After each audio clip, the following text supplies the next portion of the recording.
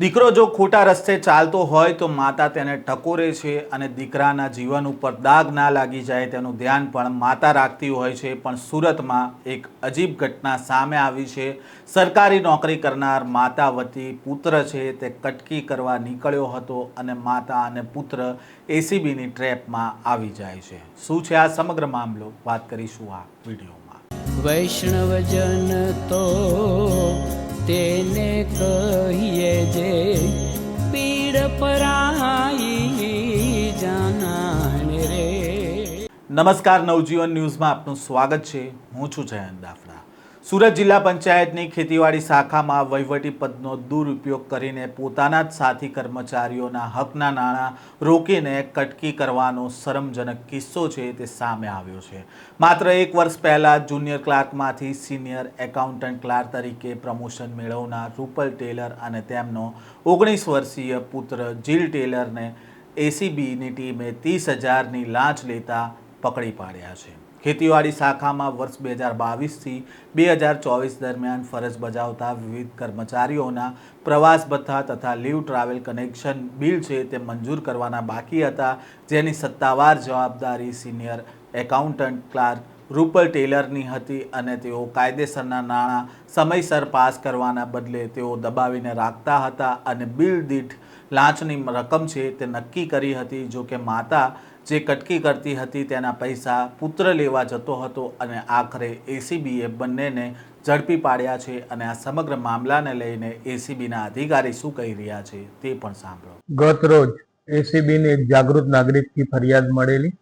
ખેતીવાડી શાખા જિલ્લા panchayat Surat senior accountant clerk તરીકે ફરજ બજાવતા રૂપલબેન ટેલર કે જેઓએ ખેતીવાડી વિભાગના કર્મચારીઓ જેઓના ટીએ બિલ તેમજ એલટીસીના બિલો મંજૂર કરવાના આવેજ પેટે 1000 તેમજ 1500 એ લેખે ટોટલ 61,500 રૂપિયાની માગણી કરેલી, જે પૈકી ફરિયાદી પાસે એક 30,000 રૂપિયા એકત્રિત થયેલા, જે ગતરોજ મેળવવા એને પોતાની પાસે બોલાવેલો અને એ 30,000 રૂપિયાની ગેરકાયદેસરની લાંચની માગણી કરી એ સ્વીકાર કરતા ગત રોજ તેઓ તથા તેમનો પુત્ર જીલ ટેલર એમની અટકાયત થયેલી છે અને આગળની કાર્યવાહી ચાલુ।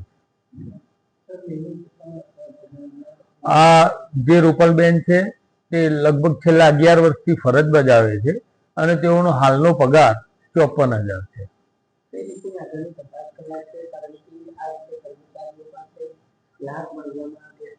આ પ્રવૃત્તિ કેટલા સમયથી થતી હતી અને એમની કોઈ અપ્રમાણસર મિલકતો કે આ કોઈ મુદ્દે પણ જો કઈ એવી હકીકત મળી આવશે તો એ દરેક દિશાએ અમે તપાસ કરનાર છીએ।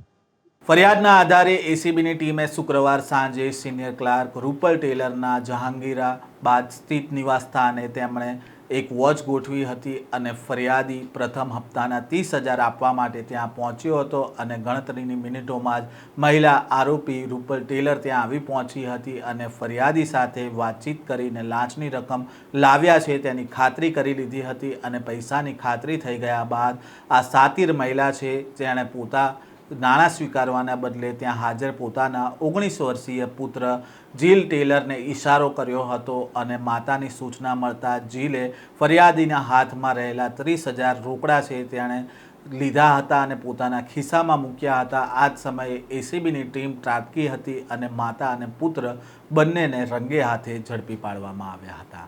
આમ માતા અને પુત્રની જોડી જે લાંચ સ્વીકારતી હતી, પોતાના જ કર્મચારીઓના નાણાં છે તેના કટકી કરતા હતા, તે હવે એસીબીની પકડમાં આવ્યા છે। આ પ્રકારના સમાચાર અહેવાલ સાથે ફરી મળીશું। નવજીવન ન્યૂઝ સાથે જોડાયેલા